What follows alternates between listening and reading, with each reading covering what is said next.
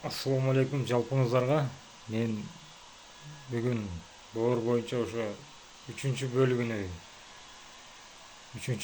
айтам. Мен айттым го күндө бир бөлүктөн чыгарып турам деп. Үчүнчү бөлүгүнө айтмакчымын С боюнча. С вирусунда дагы өтө адашуулар көп да, медицинада дагы, адамдарда дагы. Особенно медицинада адашуу көп болот. Неге дегенде бул Сда вообще жана симптом болбойт экен да. Ооз ачышмай, анан башка деген деле симптомдор болбойт экен. Кичине болот, эми ал неподозрительное болуп калат да. Ушул гепатит С деген 97% сирроз болгондон кийин анан билинет да.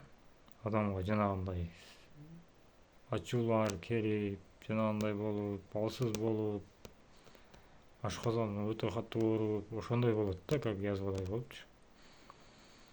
Сирроз болгондон кийин, анан кийин неме болот. Симптом билинет. Больницага жата турган болот да. Ашказан менен больницага жата турган акыбалга келтирип коет да. Анан ошол гастроэнтерологияга жаткандан кийин уже бул жатардан алынган анализ тапшыртат да. Тапшыртканда уже гепатит С ошондо аныкталат да. Ошон үчүн гепатит Сны азыр билбей жүргөндөр адамдар Кыргызстанда почти эме деп койсок болот. Кыргызстанда почти 30% адамдар өзүндө гепатит С бар экенин билбей жүргөндөр бар да. 20% дейли, эми 30% дебей. Ошон үчүн Сга сөзсүз тапшырыш керек. Азыр адамдар ушул угуп аткан болсоңор, видеолорду бөлүшүп, лайктан басып, эме кылып койгула. С опаснийраак бергилерге карагандачы. Анан сирроз болгондо билинет дедим го азыр. Ошон үчүн Сга тапшырып коюш керек.